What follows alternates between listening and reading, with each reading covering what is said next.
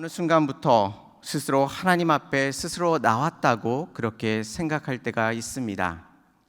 우리가 하나님 앞에 처음 나왔을 때를 기억하고 계십니까? 어떤 분들은 어떤 사람의 전도함을 통해서 하나님 앞에 나오신 분들이 있고, 또 어떤 분들은 목사님의 말씀을 통해서 그리스도를 받아들이고 주님 앞에 나오셨을 것입니다. 가만히 생각해 보면 여러 가지 경우를 통해서 하나님께서 우리를 하나님 앞에 불러주셨습니다. 그런데 앞에서 말한 이런 것들은 하나님께서 우리를 부르시던 수단들에 지나지 않습니다. 결정적으로 우리가 하나님을 믿으며 주님 앞에 온전히 나아가는 것은 예수 그리스도께서 우리를 직접 만나 주셨기 때문입니다. 우리를 전도한 사람들을 바라보면서 우리가 끝까지 신앙생활을 할 수 없고, 아무리 훌륭한 목사님이라 할지라도 그 목사님을 바라보면서 우리의 신앙의 모든 것들을 바치지는 않습니다. 우리가 하나님 앞에 모든 것들을 헌신하고 주님 앞에 나아가는 것은 예수 그리스도께서 우리들 가운데 직접 찾아와 주셨기 때문입니다. 오늘 말씀을 통해서 우리가 하나님 앞에 어떻게 나왔는지를 다시 한번 확인하시고, 그 은혜 가운데 여호와 하나님을 바라보며 주님 앞에 나아갈 수 있는 저와 성도님들이 되시기를 바랍니다. 복음서는 모두 4권으로 되어 있습니다. 마태, 마가, 누가, 요한복음입니다. 그 중에서 3 복음서를 공관복음이라고 합니다. 어떤 복음이 빠지는 것일까요? 3 복음서가 공관복음이라고 하고 한 복음서가 빠집니다. 이 공관복음이라 할 때 이 공관이라는 뜻은 공자가 공통되다는 뜻입니다. 관은 관점이라는 뜻입니다. 그래서 공통된 관점으로 쓰여진 복음서를 말하는데 그것이 3 복음서입니다. 그것이 바로 마태, 마가, 누가, 이렇게 3 복음서입니다. 나머지 한 요한복음서는 이 공관복음에 들어가지 않습니다. 그렇기 때문에 이 요한복음은 독특하게 쓰여져 있습니다. 다른 복음서들은 공통된 부분이 많이 있지만 이 요한복음은 그 내용이 독특한 내용이 많이 있습니다. 이 말씀을 드리는 이유는 도마를 살펴볼 때에 이 특징이 두드러지게 나타나기 때문입니다. 이 공관복음에는 각각 도마가 각각 한 번씩 언급되어져 있습니다. 어느 때일까요? 마태, 마가, 누가 복음에서는 이 도마가 언제 언급되고 있을까요? 바로 제자들을 나열할 때 나오게 됩니다. 예수님의 제자가 누구인지 나열할 때 그때 나오게 됩니다. 그런데 요한복음에는 제자들의 이름을 나열하는 것이 나올까요? 안 나올까요? 나오지 않습니다. 그런데 도마는 몇 번 언급되고 있을까요? 도마는 요한복음에서 4가지 사건에 연루되어서 나오고 있습니다. 즉 요한은 지금 도마의 독특한 사건들을 요한복음에서 기록하고 있는 것입니다. 뿐만 아니라 오늘 이 도마의 사건의 내용은 요한복음 거의 마지막에 등장하고 있습니다. 그리고 이 사건 이후에는 이 요한복음을 마무리하는 그런 내용들이 나오고 있습니다. 그런 것들을 살펴보았을 때에 이 요한은 지금 이 도마의 사건을 요한복음의 결론으로 이끌어 가고 있는 모습을 살펴볼 수 있습니다. 도마의 사건은 독특한 사건일 뿐만 아니라 요한복음 전체를 아우르는 결론으로서 요한이 제시하고 있다는 사실을 발견케 되는 것입니다. 오늘 말씀을 통해서 숨겨져 있는 하나님의 놀라우신 뜻을 발견하며, 또한 도마를 통하여 베풀어 주셨던 은혜가 우리들에게도 동일하게 임함을 다시 한번 확인하시고 주님 앞에 온전히 나아가시기 바랍니다. 먼저 십자가에서 죽으신 예수님께서 막달라 마리아에게 나타나셨습니다. 부활하신 모습을 막달라 마리아에게 보이신 것입니다. 막달라 마리아는 예수님의 말씀을 쫓아 제자들에게 가서 자신이 부활하신 예수 그리스도를 보았노라라고 말씀을 전하였습니다. 어떤 제자들의 반응을 기대하십니까? 막달라 마리아가 부활하신 예수 그리스도를 바라봤다면, 직접 목도하였다면 이 제자들도 믿고 예수 그리스도께 나갔을 것이라고 우리는 그렇게 쉽게 예상할 수 있습니다. 그런데 제자들은 어떻게 하고 있었을까요? 요한복음 20장 19절에 그들의 모습이 나타나고 있습니다. 요한복음 20장 19절 말씀에 이날 곧 안식일 후 첫날 저녁 때에 제자들이 유대인들을 두려워하여 모인 곳에 문들을 닫았더니 예수께서 오사 가운데 서서 이르시되 너희에게 평강이 있을지어다 라고 말씀해 주셨습니다. 제자들은 어떻게 하였습니까?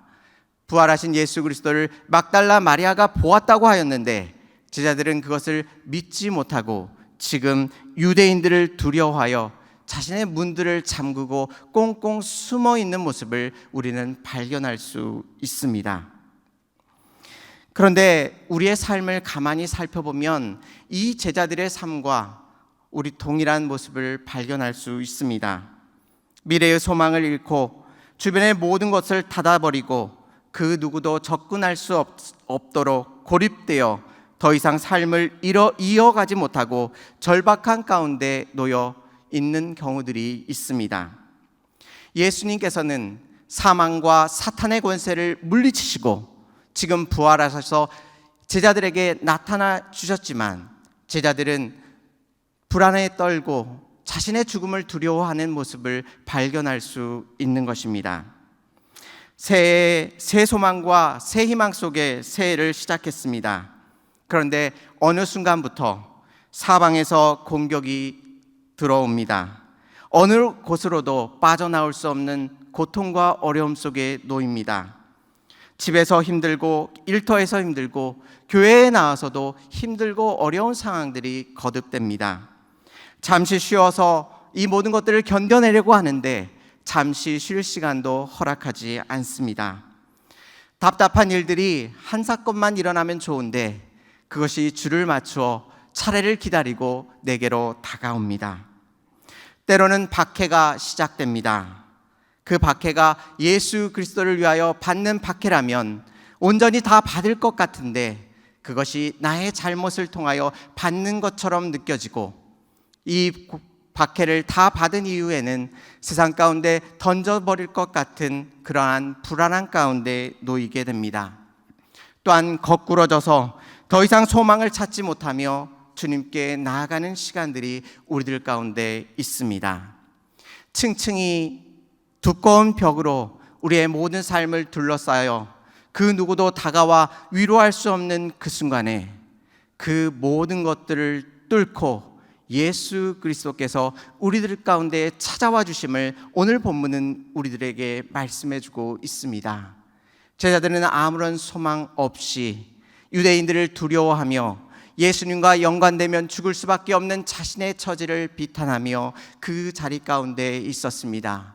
모든 문을 잠그고 슬픔과 어려움 속에 있었습니다. 그런데 예수님께서 누구도 다가갈 수 없는 그 자리 가운데 찾아와 주신 것입니다. 그런데 제가 앞에서 말씀드린 것은 어떤 특정한 사람들이 겪는 일이라고 생각하지만 우리가 예수 그리스도께 나올 때에 예수 그리스도께서 처음 우리를 만나 주실 때에 여러분의 삶은 어떠하셨습니까? 내가 나의 삶을 스스로 감당하며 넉넉히 이 모든 것들을 헤쳐나갈 수 있다고 생각하고 계셨습니까? 아니면 그 모든 것들이 내 뜻과 내 힘으로 감당할 수 없기에 슬퍼하고 좌절하고 계셨습니까? 세상의 소망이 다 끊어지는 그 순간에 예수 그리스도께서 그 모든 것들을 다 뚫고 오셔서 이 보잘것없는 제자들을 만나 주신 것처럼 우리를 만나 주시고 인도하여 주신다고 약속하여 주셨고, 또한 우리가 처음 예수 그리스도를 만날 때에 예수님께서 우리를 그렇게 부르시고 인도하여 주셨습니다. 제자들을 만나 주셨던, 찾아와 주셨던 예수 그리스도의 이 은혜가 우리들 가운데 이미 충만히 있음을 감사하며 주님 앞에 온전히 나아가시기 바랍니다. 힘들고 어려운 가운데 있던 이 제자들에게 예수님께서 찾아오셔서 무엇이라고 말씀하여 주셨습니까? 예수님께서 그들에게 이렇게 말씀하십니다. 너희에게 평강이 있을지어다 라고 말씀하십니다. 우리는 이 본문을 읽으면서 이 인사가 자연스럽다라고 그렇게 쉽게 넘어갑니다. 그런데 이 상황을 곰곰이 한번 생각해 보시기 바랍니다. 제자들은 자신이 언제 죽을지 몰라 슬픔에 잠겨 문을 잠그고 고통에 떨고 있습니다.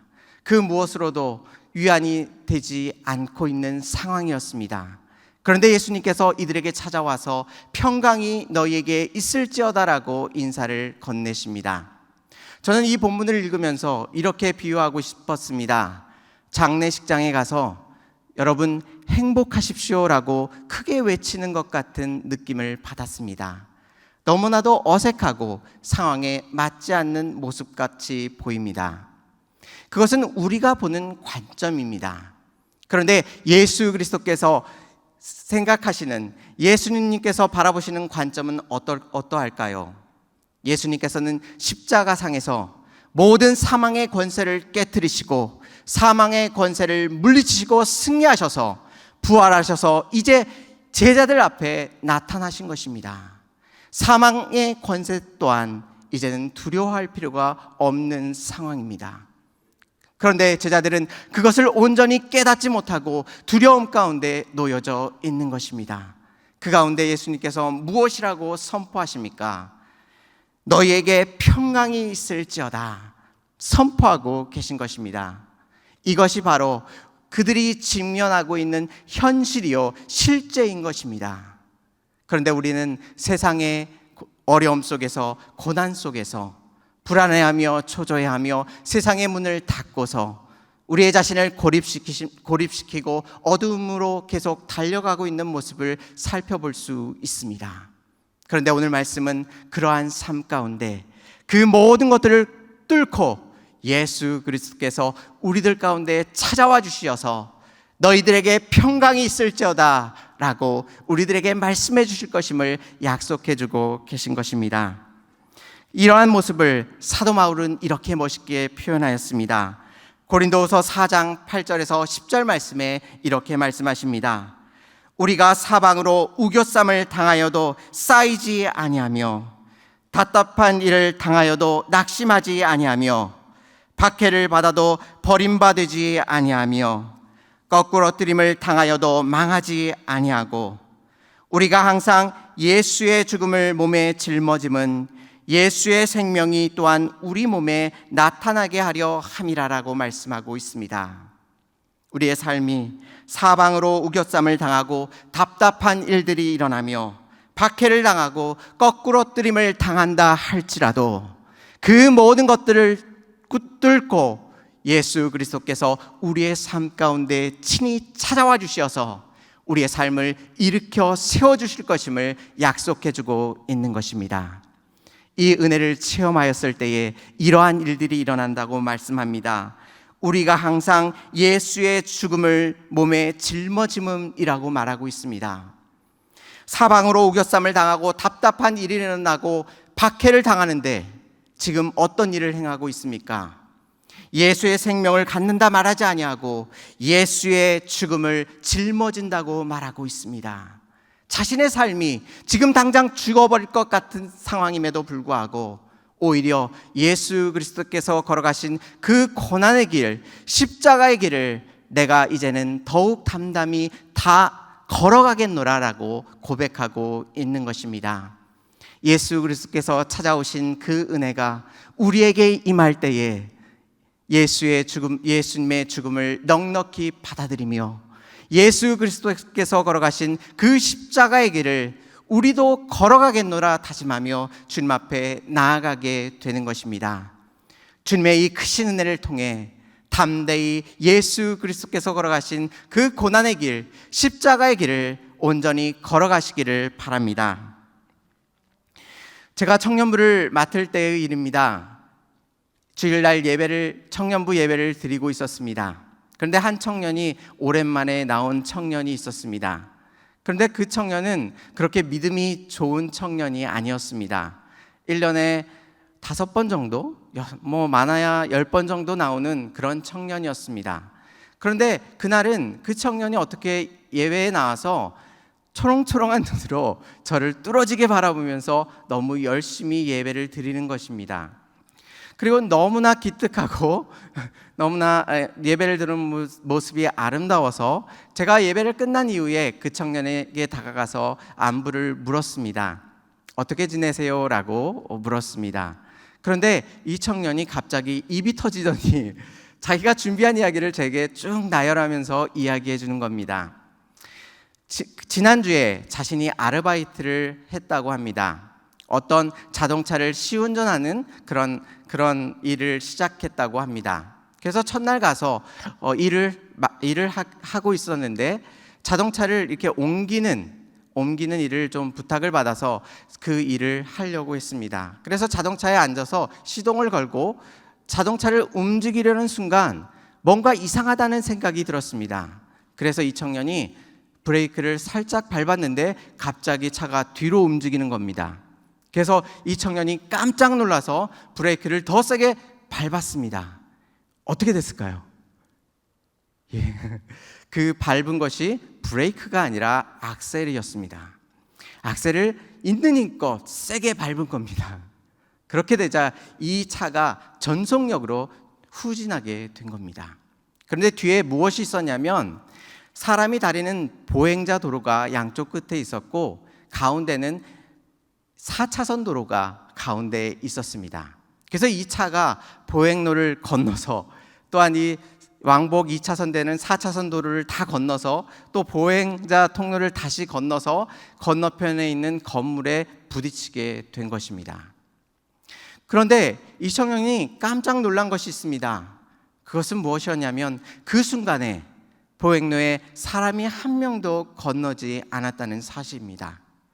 뿐만 아니라 도로에 차 한 대가 있을 만한데 그 큰 도로에 차 한 대가 있을 만한데 차가 전혀 없었다는 사실입니다. 그리고 부딪힌 이후에 정신을 차리고 자신의 몸을 살펴보았는데 자신의 몸 가운데 하나도 다친 것이 없는 것을 발견하였다고 합니다. 그래서 저는 마지막으로 걱정되는 것이 하나 있었습니다. 돈을 벌고자 그 아르바이트에 갔는데 차를 수리하는 값을 내면 얼마나 부담이 클까라는 생각을 가지고 그 청년에게 얼마를 부담해야 됩니까? 라고 물어보았습니다. 그런데 이 청년이 더 해맑게 웃더니 이렇게 말합니다. 같이 일하시는 분들이 오히려 자신을 위로하면서 걱정하지 말라고 위로하였답니다. 그러면서 이것 또한 보험이 다 되어 있어서 지금 청년이 아무런 것도 돈을 내지 않아도 되고 보험으로 다 해결할 수 있으니까 걱정하지 말고 몸이 다치지 않았으니까 오히려 다행이라고 이 청년을 위로해 주었다고 말하고 있었습니다. 이 청년이 이 일을 겪고 나서 깜짝 놀라서 예배당에 달려온 겁니다. 그 일을 곰곰이 살펴보았을 때에 그것은 인간의 힘으로 일어날 수 없는 일임을 그 청년이 깨달아 알았던 것입니다.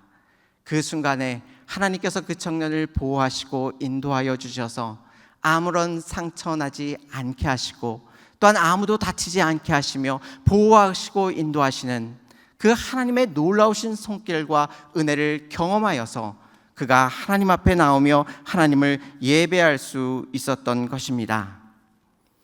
이러한 은혜가 이 청년에게만 임한 것이 아닙니다. 가만히 한번 우리가 처음 예수 그리스도를 만나고 하나님 앞에 나왔던 그 순간을 생각해 보시기 바랍니다.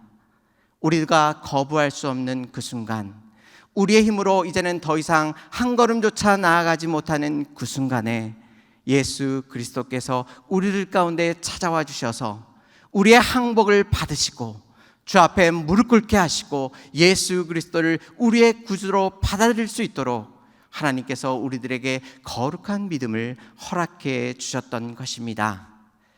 우리가 처음에 예수 그리스도를 만났던 그 믿음을 잊어버리지 않았는지 다시 한번 우리의 믿음을 살펴보시기 바랍니다.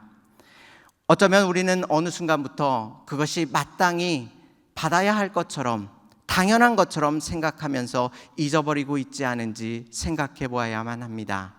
왜냐하면 이 놀라우신 은혜를 붙들고 우리는 우리가 죽는 그 순간까지 예수 그리스도를 바라보며 온전히 살아갈 수 있기 때문입니다. 이 은혜를 상실하는 순간 우리의 자랑이 일어나게 되고 내 힘으로 내 인생을 감당할 수 있다라는 생각을 갖게 됩니다. 하나님의 은혜로 주님 앞에 나왔으며 하나님의 은혜로 주님을 붙들 수 있음을 다시 한번 기억하시고 거룩하신 하나님 앞에 겸손히 우리들의 마음을 들이시기 바랍니다. 그런데 도마는 이 제자들이 예수 그리스도를 만나고 난 이후에 이 제자들이 도마에게 와서 예수 그리스도를 증거합니다. 그런데 도마가 예수 그리스도의 부활하심을 믿습니까? 믿지 않습니까? 믿지 않습니다. 예수님을 따랐던 많은 제자들이 부활하신 예수 그리스도를 보았노라 말하지만 도마는 예수 그리스도께서 부활하셨음을 차마 마음으로 받아들이지 못하고 있습니다. 막달라 마리아의 증언이 있었고 많은 제자들이 증언이 있었음에도 불구하고 그가 예수 그리스도의 부활을 믿지 못합니다. 그리고 이 도마가 무엇이라고 말하고 있습니까? 오늘 25절 말씀을 보시면 25절 말씀을 같이 읽겠습니다. 다른 제자들이 그에게 이르되 우리가 주를 보았노라 하니 도마가 이르되 내가 그의 손에 못자국을 보며 내 손가락을 그 못자국에 넣으며 내 손을 그 옆구리에 넣어보지 않고는 믿지 아니하겠노라 하니라. 도마는 그 사실을 차마 믿지 못하였습니다. 그래서 무엇이라고 고백하고 있습니까? 예수 그리스도께서 십자가를 지실 때에 못 박힌 그 손에 손가락을 넣어보아야 하겠고 그리고 그 옆구리에 자신의 손을 넣어보아야만 비로소 자신이 부활하신 예수 그리스도를 믿겠노라라고 말씀하고 있습니다. 그런 도마에게 예수 그리스도께서 찾아오셔서 무엇이라고 말씀하십니까? 오늘 본문 27절 말씀을 같이 읽겠습니다. 도마에게 이르시되 내 손가락을 이리 내밀어 내 손을 보고 내 손을 내밀어 내 옆구리에 넣어보라. 그리하여 믿음 없는 자가 되지 말고 믿는 자가 되라. 아멘. 지금 예수 그리스도께서 지금 말씀하시는 이 내용이 거의 비슷하지 않습니까? 도마가 차마 예수 그리스도를 믿지 않음으로 인하여 그의 손에 손가락을 넣고 옆구리에 손을 넣어야만 내가 비로소 믿겠노라 그렇게 고백하였는데 예수님께서 도마에게 찾아오셔서 그 말을 똑같이 반복하고 계신 모습을 우리들 가운데 보여주고 있습니다. 그렇다고 한다면 도마가 예수 그리스도를 부인하며 부활하신 예수 그리스도를 부인하는 그 자리에 예수 그리스도께서 그 자리에 함께 하여 주셨음을 우리가 확인할 수 있습니다. 우리가 죄인 되었을 때에 예수 그리스도께서 우리들과 이미 함께 하여 주셨습니다. 로마서 5장 8절에는 이렇게 말씀하십니다. 우리가 아직 죄인 되었을 때에 그리스도께서 우리를 위하여 죽으심으로 하나님께서 우리에게 대한 자기의 사랑을 확증하셨느니라라고 말씀하고 있습니다. 우리가 아직 죄인 되었을 때에 예수 그리스도께서 십자가에 못 박히셨습니다. 우리가 아직 예수 그리스도를 믿지 않는 그 순간에 우리의 인생 가운데 하나님께서 동행하시고 역사하여 주셨습니다. 그렇기에 우리가 이 자리 가운데 나와 하나님을 예배하며 하나님 앞에 나아갈 수 있습니다. 한 해를 새롭게 시작하면서 우리 주변에 믿지 않는 사람들이 있습니다. 배우자를 놓고서 기도하시는 분들도 있고 자녀분들을 놓고서 기도하시는 분들도 있습니다. 하나님께서 그 배우자와 자녀들, 가족들 그리고 우리의 이웃을 하나님께서 버려두시겠습니까?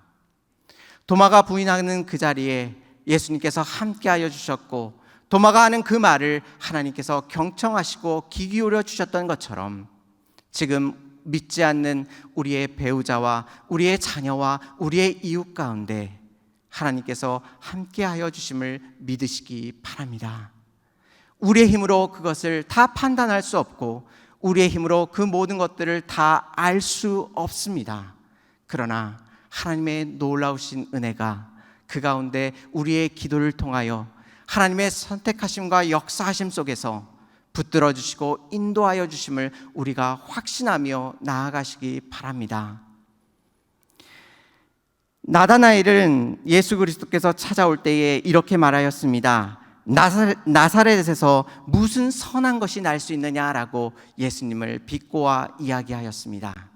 그런데 예수님께서 나다나엘을 버리셨습니까?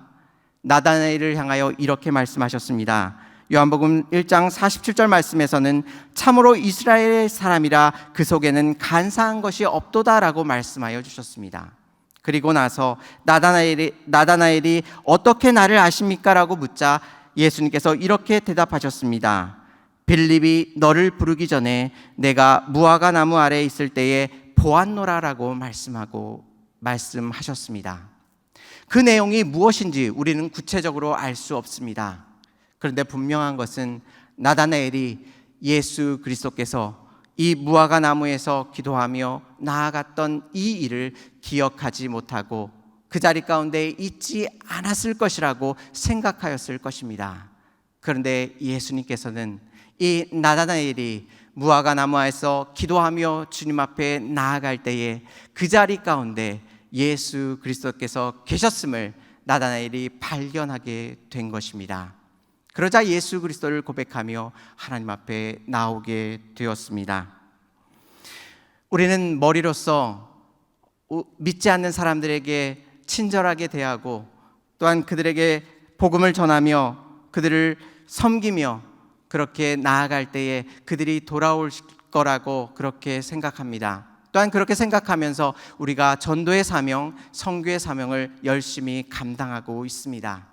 그런데 가만히 생각해 보시면 그 결정적인 모든 것들을 이루시는 것은 우리의 힘으로 감당하는 것이 아니라 찾아오신 예수 그리스도께서 그 심령 가운데 그 마음의 문을 두드리시고 그 마음 가운데 찾아와 주셔서 그 가운데 임하여 주셔야만 그 사람이 비로소 예수 그리스도를 바라보며 주님 앞에 나아갈 수 있습니다. 그런데 그것을 사람의 노력이나 사람의 실력으로 생각할 때에는 그것이 우리들의 부족함으로 다가가게 될 뿐만 아니라 조급하여지고 다른 사람들을 비난하게 됩니다. 다른 사람들이 좀 더 친절하게 대해준다면, 다른 사람들이 더 열심을 다하여 그 일을 섬긴다면 나의 배우자와 나의 자녀와 나의 이웃들이 예수 그리스도를 믿을 수 있을 것 같은데 왜 도와주지 않는가라고 불평불만하게 되는 것입니다. 물론 우리는 힘써 그리스도의 복음을 전하기 위하여 희생하며 우리의 모든 것들을 맡기며 그렇게 그 일들을 감당해 나아가야 합니다. 하지만 그 모든 것들을 이루시고 그 모든 것들 가운데 구원을 허락하시는 것은 오직 찾아와 주시는 하나님의 은혜임을 다시 한번 기억하시기 바랍니다. 주님이 찾아올 때에 앞에서 제가 예를 들었던 이 청년처럼 거부할 수 없고 세상으로 도망가는 그 끄트머리에 예수 그리스도께서 끝까지 찾아가사 부르시고 인도하여 주셔서 거룩하신 하나님 앞에 무릎 꿇게 하시고 그리스도 안에 모든 것들을 그의 삶을 맡기며 주님 앞에 나아갈 수 있도록 예수님께서 인도해 주실 것입니다. 예수님의 권능을 의지하며 우리 주변 가운데 믿지 않는 분들을 위하여 올해 한 해도 열심으로 주님을 바라보며 기도하며 같이 나아가시기 바랍니다. 마지막으로 도마는 자신이 예수님의 손과 옆구리를 만지며 믿겠노라 말했지만 본문을 아무리 찾아봐도 도마가 실제로 예수님의 손과 옆구리를 만졌다는 이야기는 나오지 않고 있습니다. 예수님을 본 것만으로 그는 예수님의 부활을 믿게 된 것입니다. 도마가 요청한 것은 어떻게 보면 원색적이고 어떻게 보면 예수 그리스도를 조롱하는 말처럼 보입니다. 어떻게 감히 십자가에 못 박히신 예수 그리스도의 손에 손가락을 넣겠다 말하며 옆구리에 자신의 손을 넣어보겠다라고 그렇게 말할 수 있겠습니까? 예수님께서 그 이야기를 들으셨다면 저라면 그 제자를 버릴 것 같아 보입니다. 그런데 예수님께서 그를 버리지 아니하시고 이 도마 가운데 찾아와 주시사 부활하신 예수 그리스도를 보여주십니다. 부활하신 예수 그리스도를 바라보자 이 도마가 무엇이라고 고백합니까? 오늘 본문 28절 말씀을 같이 읽겠습니다. 도마가 대답하여 이르되 나의 주님이시요 나의 하나님이시니이다. 아멘입니다. 이 고백이 우리들의 고백이 되기를 원합니다. 예수님께서 나의 주님이십니다. 나의 하나님이십니다. 그렇게 고백하며 주님께 나아가시기 바랍니다. 이 고백은 단순한 고백이 아닙니다. 앞에서 말씀드린 것처럼 지금 예수님과 연관된다면 로마 병정들에게 끌려가서 죽을 수밖에 없는 상황입니다. 뿐만 아니라 지금 도마가 고백하고 있는 나의 주님, 나의 하나님이라는 이 표현은 이 당시에 로마 황제를 가리켜서 로마 황제를 지칭하는 말로서 사용되던 단어들입니다. 그런데 이제는 로마 황제를 부르는 그 호칭 가운데 로마 황제를 부르는 것이 아니라 이제는 오직 예수 그리스도를 나의 왕으로 인정하며 오직 예수님만이 나의 주님이시오 나의 하나님이심을 그가 고백하며 주님 앞에 나아가고 있는 것입니다. 지금 당장 죽는다 할지라도 이제는 더 이상 두려워하지 아니하고 거룩하신 하나님을 바라보면서 신앙의 고백을 하고 있는 모습을 우리들 가운데 보여주고 있습니다. 우리가 예수님 그리스도를 믿음으로 인하여 어떠한 손해를 입는다 할지라도 나의 삶의 소중한 것들을 버릴 상황 가운데 놓인다 할지라도 그 모든 것들을 감수하고 우리의 입술 가운데 이 고백이 터져나오게 만드시는 것은 우리들 가운데 찾아오신 하나님의 크신 은혜가 있기에 우리는 감히 예수 그리스도를 나의 구주라 고백하며 나의 하나님이라 고백하며 그렇게 나아갈 수 있는 것입니다. 제가 전도사 시절에 처음 사역을 시작할 때에 초등부를 맡았습니다. 초등부를 맡으면서 첫 수련회를 다녀오게 되었습니다. 열심으로 기도하고 주의 말씀을 나누었습니다. 초등학생이라고 하면 4학년에서 6학년 정도의 11살에서 13살 그 정도의 어린 아이입니다. 그런데 수련회를 다녀온 이후에 한 선생님이 이렇게 이야기를 나누는 가운데 한 가지 간증을 들려주었습니다. 한 아이가 있었는데 이 아이가 평소에는 아이들을 때리고 다닙니다. 만나는 아이마다 주먹질을 해서 때리고 다른 아이들은 도망치고 있었습니다. 그 아이를 어떻게 처리할지, 어떻게 대해야 할지, 어떻게 다루어야 할지, 다른 피해를 보고 있는 친구들을 어떻게 보호해 줘야 될지 이 선생님이 많은 고민을 하고 있었습니다. 그런데 수련회를 다녀와서 선생님이 너무 아이들이 수련회에 열심히 참여하고 기특해서 햄버거 가게를 데리고 갔습니다. 그래서 햄버거를 주문하고 기다리는데 갑자기 이 아이가 벌떡 일어나는 겁니다. 그래서 선생님이 긴장해서 또 누구를 때리려 하는가라고 생각하면서 그 아이의 눈치를 살펴보고 있었습니다. 그런데 그 아이가 갑자기 일어서더니 햄버거가 하나 둘 나오는데 그 햄버거를 하나 둘 들어서 다른 아이들에게 친절하게 나누어 주고 있었던 것입니다. 이 이야기를 나눌 때에 이 선생님의 눈시울이 뜨거워졌습니다. 하나님께서 그 아이 가운데 만나주시고 역사하여 주시사 그 아이를 변화시키신 것입니다. 그런데 제가 곰곰이 한번 생각해 보았습니다. 수련회 때 친구들과 친하게 지내고 이런 말씀을 전하였는가라고 곰곰이 생각해 보았는데 제가 전한 적이 없는 것 같아 보였습니다. 그런데 어떻게 그 아이는 그렇게 변한 것일까요? 예수 그리스도께서 그 아이 가운데 찾아와 주셔서 그 심령을 변화시키시사 그 심령 가운데 찾아와 주셔서 위로하시고 역사하자 그 아이가 사람들을 때리고 질투하며 분노했던 그 마음을 내려놓게 하시고 이제는 그 아이가 다른 아이를 섬기는 그 아름다운 모습을 가질 수 있도록 하나님께서 인도하여 주셨던 것입니다. 예수 그리스도께서 그 아이 가운데 찾아오사 그 아이를 변화시켜 주신 것입니다. 아이들도 하물며 이렇게 예수 그리스도께서 찾아와 주실 때에 그렇게 변화되며 주님 앞에 나아가는데, 우리 또한 예수 그리스도께서 우리의 삶 가운데 찾아와 주신다면 우리 힘으로 감당할 수 없는 이 신앙의 길, 십자가의 길을 우리도 넉넉히 감당하며 나아갈 수 있음을 기억하시기 바랍니다.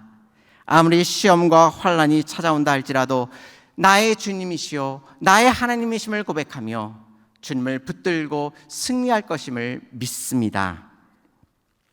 어떤 분들은 교회 생활을 하면서 많은 상처를 받으시는 분들이 있습니다. 너무나도 안타깝고 어떻게 도와드려야 할지 모릅니다. 마땅히 위로를 받으셔야 하고 존중을 받으셔야 합니다. 저 또한 사역을 시작하면서 많은 상처를 받았습니다. 교회의 상처를 받았고 성도님들의 상처를 받았고 또한 이웃들의 상처를 받았습니다. 처음에는 그것이 너무나도 아팠습니다. 잠을 제대로 이루지 못하였고 식사를 제대로 하지도 못하였습니다. 살이 쭉쭉 빠져서 옆에 있는 전도사님들이 저를 걱정하였습니다. 전도사님, 그렇게 마음을 쓰면 전도사님만 다치게 돼요 라고 저를 위로해 주었습니다. 하지만 여전히 마음이 불편하고 어려웠고 상처 속에 분노하였고 어려움 가운데 놓여 있었습니다. 그런데 그러한 상황들을 생각하면서 지금은 어떠한가를 곰곰이 생각해 보았습니다. 그런데 이제는 더 이상 상처받지 않는 저의 모습을 발견하게 되었습니다. 어떤 분이 저에게 심하게 주일날 한다 할지라도 제가 곰곰이 생각해 보니까 금방 잊어버리는 겁니다. 그리고 다음 주에 그분을 만날 때야 비로소 그분이 저를 괴롭혔던 사건이 생각나게 되었습니다. 제가 어떻게 이렇게 되었는지를 곰곰이 생각해 보았습니다. 그런데 그것이 제가 훌륭한 것도 아니고 제가 똑똑한 것도 아니었습니다. 예수 그리스도께서 찾아와 주시고 인도하여 주시사 내가 내 사역을 감당하며 주님의 일을 섬기는 일이 사람을 보고 섬기는 일이 아니라 오직 나를 찾아와 주시는 하나님의 은혜를 바라보며 그 은혜 가운데 내가 그 모든 것들을 하노라 고백하며 주님 앞에 나아갈 때에 상처를 주는 그 사람을 바라보는 것이 아니라 그 너머에 일하시는 거룩하신 하나님을 바라보면서 그 가운데 제가 감당해야 할 일들을 충성되이 감당하며 그 상처들을 바라보지 아니하고 주님만을 바라보며 걸어가는 모습을 발견하게 된 것입니다. 이 일이 저에게만 특별히 일어나는 일이 아님을 압니다. 예수 그리스도께서 우리들 가운데 찾아와 주신다면 교회에서 받는 상처와 어려움, 성도 간에 묘하고 다투는 그 모든 일들 속에서 예수 그리스도께서 찾아와 주신다면 이 도마와 다른 제자들이 죽음을 뛰어넘어 자신의 신앙을 고백하고 이제는 더 이상 문을 걸어 잠그고 골방 가운데 머물러 있는 것이 아니라 그 골방의 문을 열고 세상을 향하여 달려가 예수 그리스도의 복음을 전하는 것처럼 더 이상 상처 속에 슬퍼하며 외로워하지 아니하고 여호와 하나님을 바라보며 그 자리에서 다시 한번 주님께 나아갈 수 있게 하나님께서 인도해 주실 것입니다. 새해를 시작하면서 어려움과 아픔 가운데 있는 성도님들이 있다면 그 마음을 온전히 하나님 앞에 내려놓으시고 우리를 인도하시며 다스리시는 그 놀라우신 하나님의 손길을 경험하시기 바랍니다. 하나님께서 이 도마의 모습, 예수님께서 이 도마의 모습을 보시고 이렇게 말씀하십니다. 29절 말씀을 같이 읽겠습니다. 예수께서 이르시되 너는 나를 본고로 믿느냐? 보지 못하고 믿는 자들은 복되도다 하시니라. 아멘. 도마는 예수 그리스도를 범으로 믿었습니다. 그런데 오늘 말씀은 예수님께서 이 요한복음을 마무리하면서 복된 사람을 어떤 사람이 복되다고 말씀하고 있습니까? 보지 못하고 믿는 사람이 복되다고 말하고 있습니다. 지금 도마와 이 제자들은 막달라 마리아가 증언했고 다른 제자들이 증언하였음에도 불구하고 도마는 믿지 못하였습니다. 그런데 어떻게 우리는 보이지 않는 하나님을 믿을 수 있습니까? 새해를 시작하면서 우리는 수많은 복을 빌고 있습니다. 하나님께서 우리를 형통케 해달라고, 수많은 복을 달라고 그렇게 간구하고 있습니다. 그런데 오늘 본문을 통하여 우리가 확인하는 것은 무엇입니까? 우리에게 이미 베풀어 주신 복이 너무나도 크고 놀랍다는 사실입니다. 보지 못하는 하나님, 보지 못하는 예수 그리스도를 우리는 마치 본 것처럼 지금 믿고 있기 때문입니다. 하나님께서 이미 우리들에게 이 어마어마한 복을 허락하시고, 또한 우리의 삶 가운데 친히 찾아와 주시사 더 이상 부족함 없이 살아갈 수 있는 하나님의 귀한 자녀로서 우리들과 동행하시고 역사해 주고 계십니다. 도마에게 찾아와 주셨던 예수 그리스도께서 우리에게 찾아와 주셨고, 또한 도마의 어리석은 요청에 응답하시며 하나님 앞에 온전히 세움받을 수 있도록 인도하여 주셨던 것처럼, 오늘 이 밤에 주님께서 우리들 가운데 찾아와 주시사 상처받은 영혼이 위로함을 받게 하여 주시고, 또한 우리의 이웃 가운데, 배우자와 또한 우리 가족 가운데, 우리 이웃 가운데 하나님을 아직 믿지 않는 사람들이 있다면 주의 복음이 그 분들 가운데 온전히 전파되게 해달라고 기도해 주시기 바랍니다. 또한 마지막으로 우리 삶 가운데, 또한 우리의 신앙 가운데 상처받은 영혼들이 있다면 주님을 만나는 이 복된 복음의 말씀을 통하여 위로함을 받게 하시고 주님을 향하여 달려갈 수 있는 담대한 믿음을 허락해 달라고 주님께 온전히 간구하시기 바랍니다. 주님께 이 모든 것들을 내어 맡길 때에 우리에게 찾아오신 그 예수 그리스도의 은혜가 우리의 모든 신앙의 길을 인도해 주실 것이고 넉넉히 승리케 하실 것임을 온전히 믿으실 수 있는 저와 성도님들이 되시기를 주님의 이름으로 축원합니다.